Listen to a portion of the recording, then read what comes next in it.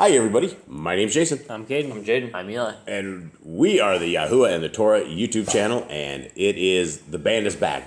Eli's sitting here laughing it up with his mouth completely full.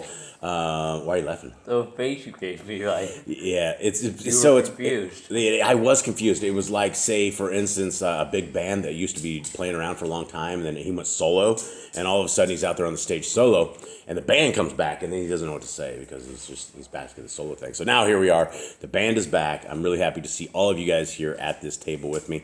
It is a rarity, and it will probably be a rarity with how our world is right now. So how's everyone doing?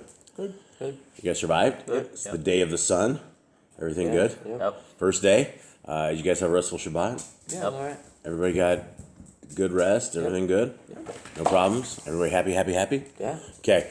Wonderful. I don't get a lot of talk out of you guys, but this is the best I get. Guys, this is Yah Scriptures. This is the greatest English translation you will ever find. This is the front of the book. Eli's over there just cracking up. What's going on, buddy? It's rare I ever get you to talk, but now, what's up? I got dogs. We got so many distractions here, guys.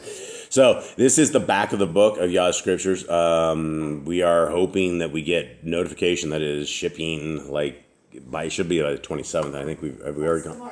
That's tomorrow. We don't know if we have notification of it, but it is at the tail end of the dock somewhere, getting ready to go from China to right here. And so all of the Yah Scriptures is available in the downloads below.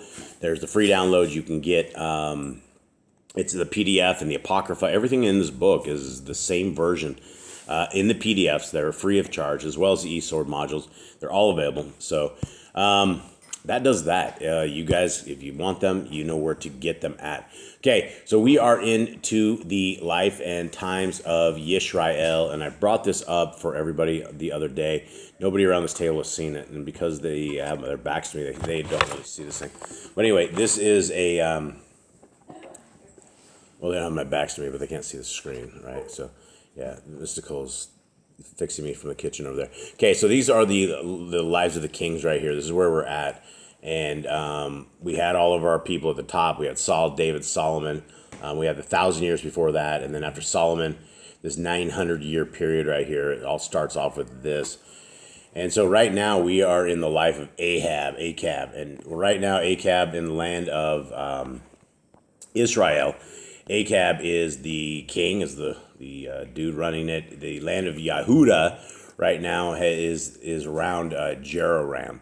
And from this graphic, you can see that people said these are bad kings and good kings. And they say Jeroram is a bad king, and Azariah is a bad king. And Athaliah is a bad king as well. I don't know if they had too many good kings, but this is where we're at right now. So we will be reading this out of Yah Scriptures right here. And we are very close to having this app done. There's about probably 15 bugs left before we can release this to the public. When it's ready, it's going to be an amazing program. It's free of charge. And so it's another free thing that we're giving out that people can put on their tablets, their phones, and they can give to their friends and all sorts of things. So here we are in 1 Kings 20. I know you guys probably can't give me a lowdown. Jay, give me a lowdown to what you remember, and then I will pick up the last chapters where you missed off. Where are we at? What are we doing? Last thing I knew was Elijah was helping the one widow with her food, and she didn't run out of food. He brought her son back to life, and we're in the days of Elijah. Yeah, so prior to that, what happened? We're in the days of Yisrael. So take us to where you have the kings. Give us a quick little recap because it's been a while. The kings all went astray after David. Solomon, he went evil, started playing with demons, and all these wives took him aside and started worshiping idols. And his son got cursed and lost the land. He only had one tribe instead of the other 10. And then every child after that pretty much sinned. There's only a few good ones that actually decided they were going to follow the Torah. So they all got punished and were getting cursed. People were coming against them and fighting. They were losing battles and stuff like that. Okay, and so we are in the days of Elijah right now, and it has been, the last couple of chapters have been with Elijah. And we had we have Achab, and we had the prophets of Baal, and Elijah went and did his thing where he poured a whole bunch of water on the altar to Yah, and the prophets of Baal sat there and cut themselves, so they were just bleeding like a sieve, and they are, nothing ever happened. Yah brought down fire, burned it all, took it all up. Then Elijah went and killed all those prophets. And then they went and Jezebel said she was going to kill Elijah and scare the living heck out of him. He took off running. And Yah sent him back, and now we are into 1 Kings 20. Okay. Everyone ready? Yep. Okay. And Ben-Hadad, the sovereign of Aram, gathered all his army, and there were 32 sovereigns with him, with horses and chariots. And he went up and besieged Shomeron and fought against it. And he sent messengers into the city of Achab, sovereign of Yisrael, and said to him, Thus said Ben-Hadad, Your silver and your gold are mine, and your wives and children, the best, are mine. All right, so what do you guys think he made it by this? The children, wives and children, and then he goes, the best. Did he leave what they consider the worst wives and children behind? Maybe. Why would he say this? Because they don't want Jezebel. Yeah, she could stay. Yeah, okay. 4. And the sovereign of Yisrael answered and said, As you say, my master, O sovereign, I am yours, and all that I have. All right, so you guys ready when somebody comes to the house here and they're like, Jason, you're going to give me your wife and your kids. And I'm like, all right, as you say, my master. Full grown mushroom. Your patio is way. I am yours, and all that I have, take them. 5. Eli's over here throwing machetes around. Would that be your tool of choice if I gave you over to the people? If that was one of my options, probably. Okay, thanks. And the messengers came back and said, Thus speaks Ben-Hadad, saying, Indeed, I have sent to you, saying, Give me your silver and your gold, your wives and your children. But about this time tomorrow I shall send my servants to you, and they shall search your house and the houses of your servants. And it shall be that whatever is pleasing in your eyes, they shall lay hold of and take it. It didn't say it was pleasing in their eyes, right? It was said it was pleasing in the eyes of this guy. So these guys aren't just going in to like steal all their stuff. They're going in to like basically, what was I? What verse was on, guys? I just went crazy. Basically just like rage on them. 7. Was it 7? Okay, did you pay attention there? Yeah, it's 7. And so, yeah, so whatever's pleasing in your eyes, they shall lay hold of it. So I guess you would probably want to... I hate that thing. They have Jezebel. Get rid of that thing, yeah. Oh, I love Jezebel, right? Oh, yeah, You want to get rid of Jezebel. Okay, 7. And the sovereign of Israel called all the elders of the land and said, Please know and see the evil this one is seeking, for he sent to me for my wives, and for my children, and for my silver, and for my gold, and I did not refuse him. Okay, and he told the elders all this, and all the elders and all the people said to him, Do not listen nor agree. Didn't he just already agree? Yeah. Okay, yeah, go ahead. It's cool. So he said to the messengers of Ben-Hadad, Say to my master the sovereign, all that you sent for to your servant the first time I shall do. But this I am able to do. And the messengers went and brought back word to him. So what is he saying? That he would allow him to go take the best of the wives and thing, but he won't let him search the house? Is that what that is saying? So like he agreed the first time, but not the second. Sounds like a ruse. And Ben-Hadad sent to him and said, The mighty ones do so to me, and more also, if enough dust is left of Shomeron for a handful for each of the people who followed me. And the sovereign of Israel answered and said, Speak, him who girds on should not boast like him who lays it down. And it came to be when this word was heard, and as he and the sovereigns were drinking in the booths, that he said to the servants, Ready yourselves. So they turned themselves against the city. And see, a Nabai came near to Achab, sovereign of Yisrael, saying, Thus said Yahuwah, Have you seen all this great company? See, I am giving it into your hand today, and you shall know that I am Yahuwah. And Achab said, By whom? And he said, Thus said Yahuwah, By the young rulers of the provinces. And he said, Who opens the attack? Then he said, You. And he mustered the young rulers of the provinces, and there were 232. And after them he mustered all the people, all the children of Yisrael, 7,000. And they went out at noon, while Ben-Hadad and the 32 sovereigns helping him were getting drunk in the booths. And the young rulers of the provinces went out first, and Ben-Hadad sent out, and they reported to him, saying, Men have come out of Shomeron.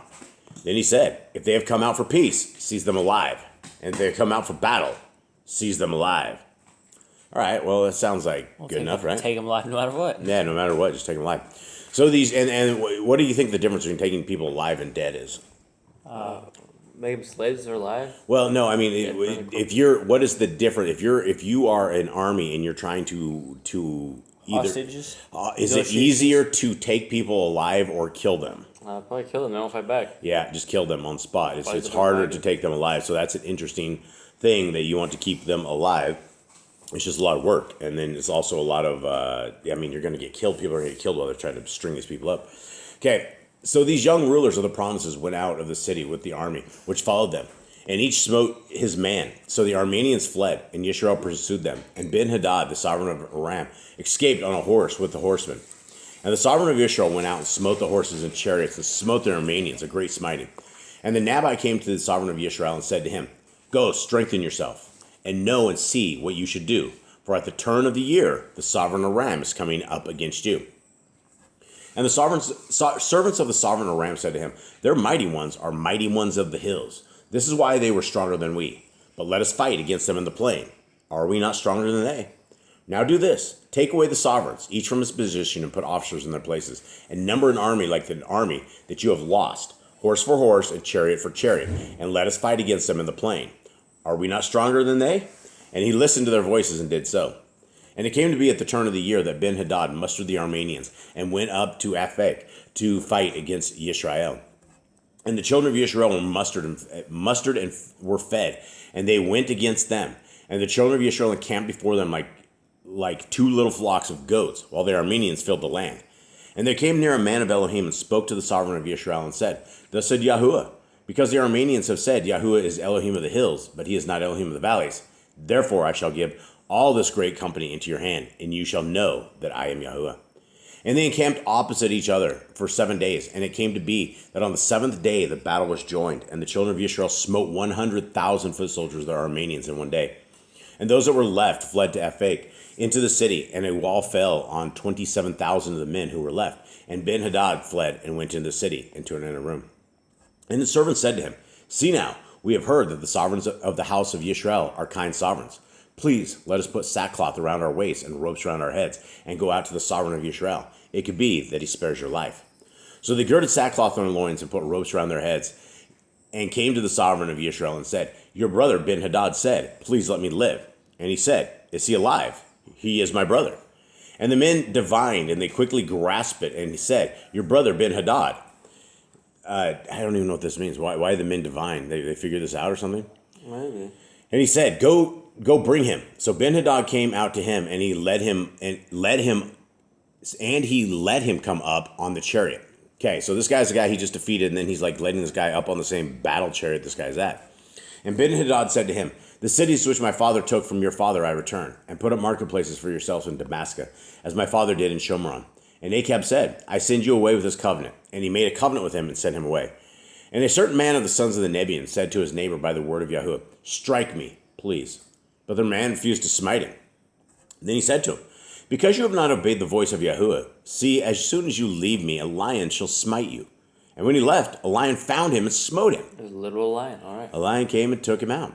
So we have the bears and the lions and the giant animals, the things of Yah that just come and do his bidding when Yah wants to. This is why we should very much be in covenant with our Creator. We don't want the lions and the bears to come take us out. Okay, 37. I'm serious. You don't want to be against Yah. And he found another man and said, Strike me, please. So the man struck him, striking and wounding. What do you guys think this went like? This guy, he's just like, strike me. Do you think this guy, ask him why? It's probably weird. I mean, maybe this guy just saw what happened. If somebody walked up to you and said, strike me, what would you do? I'd question why. Would you hit him? Probably not. Okay, would you hit this guy? Would you just some random guy, say you're out there working in the streets or something, whatever, and some random guy comes strike me. What are you going to do? I'm not going to strike him. What if he strikes you? Okay, then there's self-defense. Are you okay striking him then? Maybe if he's getting crazy. Okay. So, but you wouldn't strike somebody that just told you to strike him? No. So lions might come after you? Yeah, okay. So, this dude, and do you think this guy struck him once? Or do you think they beat him down? Because there's, I don't know. Let's continue on. I'll tell you why. 38. Then the Nabai went and waited for the sovereign by the way and disguised himself with ashes on his eyes. And as the sovereign passed by, he cried out to the sovereign and said, Your servant went out into the midst of the battle. And see, a man came over and brought a man to me and said, Guard this man. If he should in any way be missing, your life shall be for his life, or else you shall pay a kicker of silver. And it came to be while your servant was busy here and there, he was gone. And the sovereign of Israel said to him, Your judgment is right. You yourself have decided it. Then he quickly removed the ashes from his eyes, and the sovereign of Israel recognized him as one of the Nebiim. And he said to him, Thus said Yahuwah, Because you have let slip out of your hand a man whom I put under the ban, therefore your life shall go for his life, and your people for his people. And the sovereign of Israel went to his house, embittered and displeased, and came to Shomron. All right. Now, we have had a lot of MMA fighting experience in this. Why do you think this guy wanted a beating? Why do you think he got beat? Do you think it was a beating or is it one punch? I think it was like what point did this make? He took off the cloak and the ashes, and so I think it was an example. He's like, y'all told him to do something, and he didn't do it, so he's punished for not doing it. Think he has a black eye, or think he has like a split eyebrow or something? Yeah, maybe. Depends on how hard and where he hit him. Yeah, that's crazy. I mean, maybe if it's a strike, if someone says strike me, don't hit him at hard, like lightly hit him or something. Yeah, but if you lightly hit him, I mean, what? I don't. I guess I understand the point. I guess it was. I don't know what the point is. The sovereign, the Yahuwah said to punch him in the head and to beat him. So yeah, it's like strike. Maybe just like tap him. I don't think it's like that. I think it's strike. I think the other dude's like, hey man, I'm not gonna hit you. And the lions came and took him. The other dude's like, he just saw the guy down the road with the lions eating him, and the guy's like, strike me. He's like, pap. That's it. He didn't even hesitate. All right, everybody. We hope you have a good day. Thank you very much for being part of our little family here. Hope you are good, and shalom. Shalom. All right. Shalom.